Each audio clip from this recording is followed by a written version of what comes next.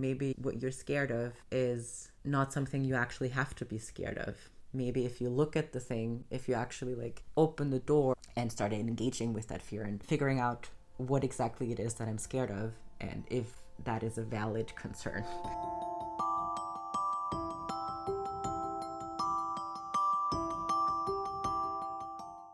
Listening to your body is really hard. Even if I know that that's where my wisdom is, that is who and what I'm supposed to listen to, it's really hard. The way that we've been taught, or I've been taught to conceptualize knowing, is very much mostly associated with the mind and not so much with the body and feeling.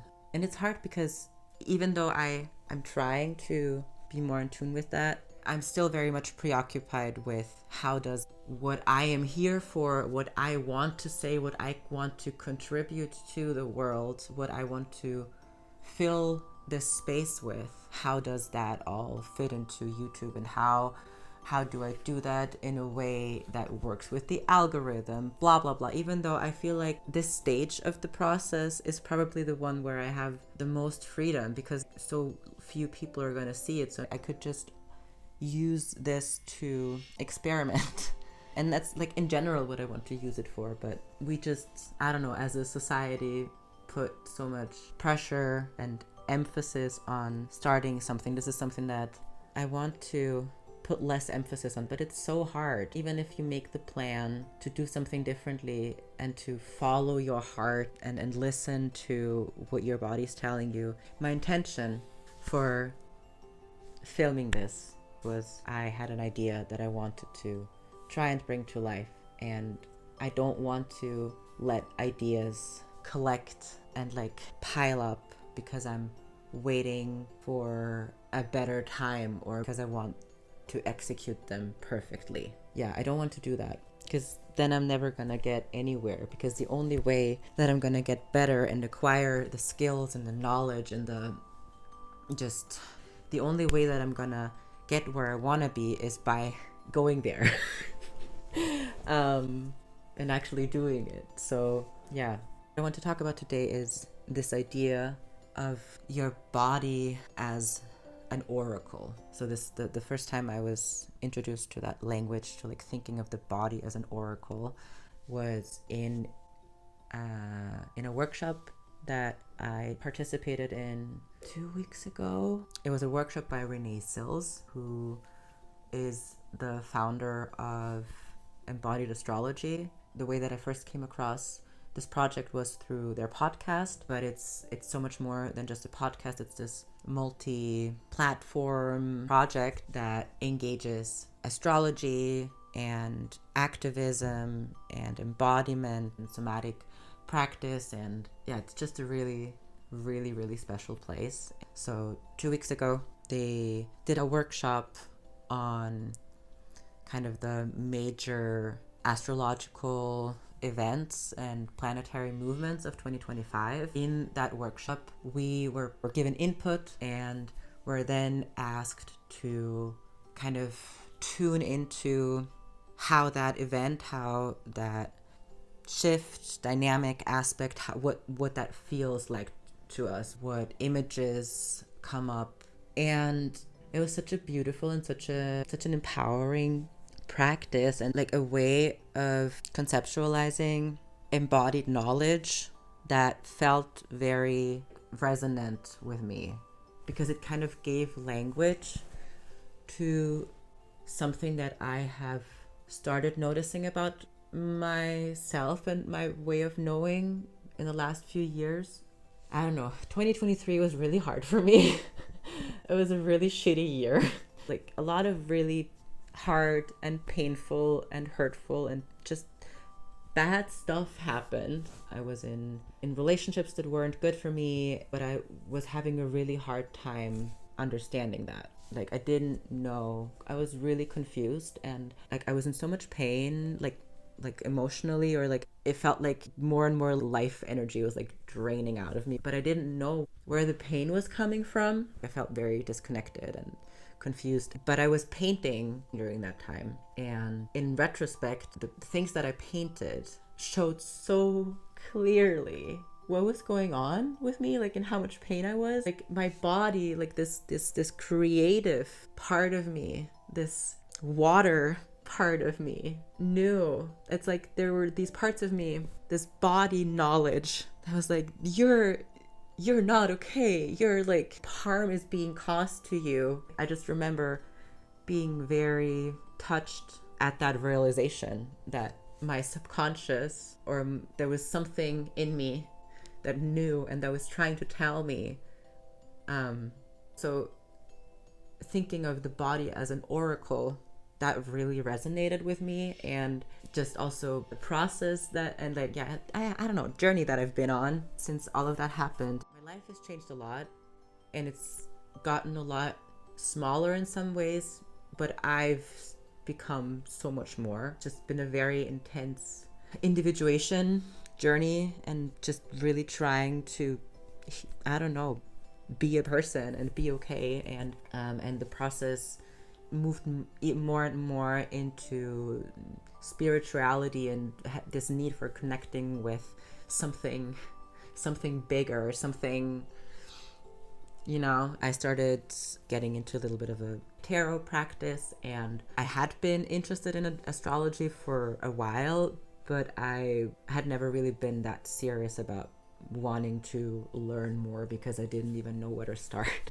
Yeah, some things came together that made me get really started on learning more about astrology. And yeah, also my tarot practice has been really evolving, especially in the last couple of weeks. I feel like I've developed an actual relationship with my cards. Like I feel like I trust that relationship. I don't want to say I trust the cards, but like I trust the interaction, if that makes sense. I don't know. I know that all sounds very woo-woo, but I guess that's kind of the point. Yeah, that I really feel like I'm starting to actually understand and be able to listen to what the universe or spirit or the divine or whatever you want to call it is, I don't know, trying to birth through me, or what my embodied knowledge, my, I don't know, connection, the water of it all is trying to tell me. Or I'm really starting to develop more of a discernment and trust in my intuition, because trusting your intuition is hard. It's basically about believing yourself and the stories that you're telling yourself. But we tell ourselves and each other a lot of stories that we shouldn't listen to. I mean, racism is a story. White supremacy is a story. Like, everything I don't know, just this is what humans do. We tell stories about the world and how the world is and how things relate to each other, how people relate, what things mean.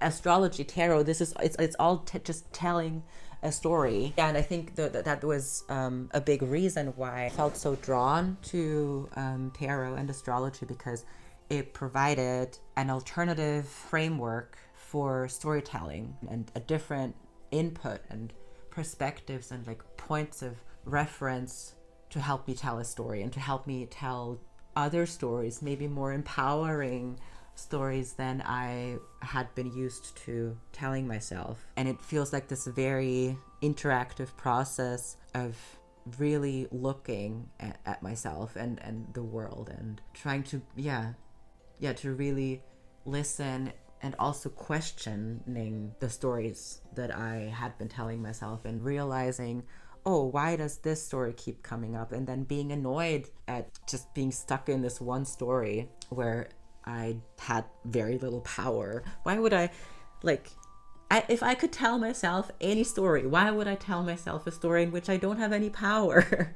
I mean, we're not going to get into that into the why of that.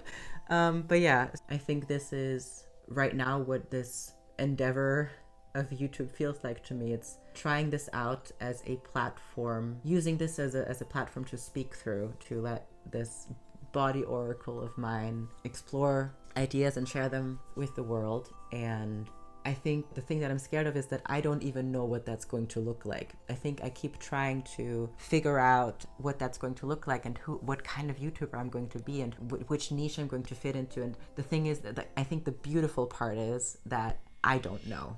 And the I don't know is something that I could be scared of.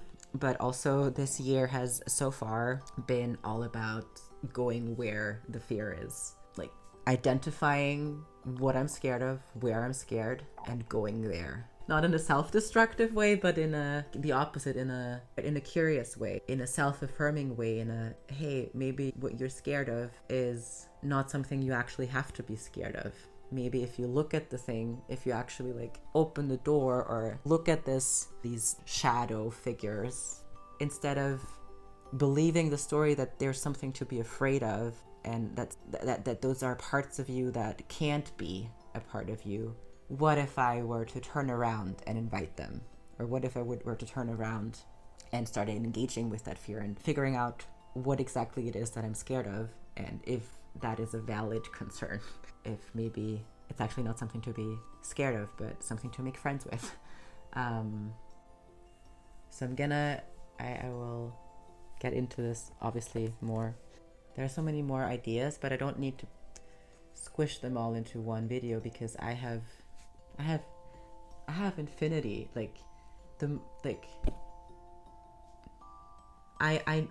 I don't know. There's so much I have to say and have to share, and I think that there is wisdom here that other people can benefit from, that I can that the world can benefit from circulating, and I can benefit from, I think there's something good here, and I want to give that a chance, and that's what I want to do with this.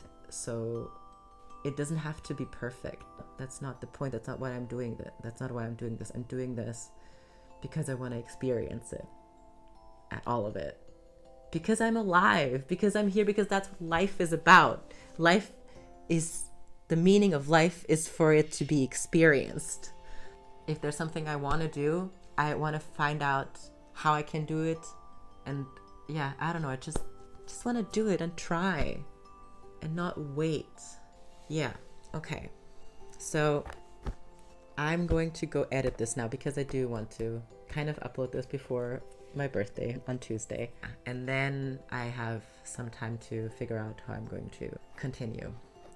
Also, I have to use the bathroom now, so yeah.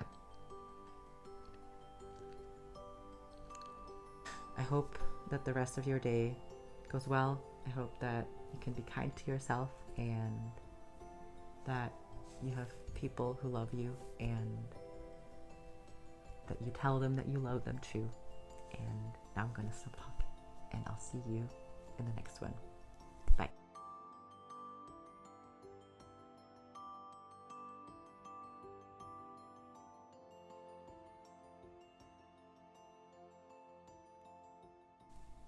Where do you want to go? Who do you want to be? Who are you? All right. This is what I'm trying to do with this, and I'm excited if you'll join me.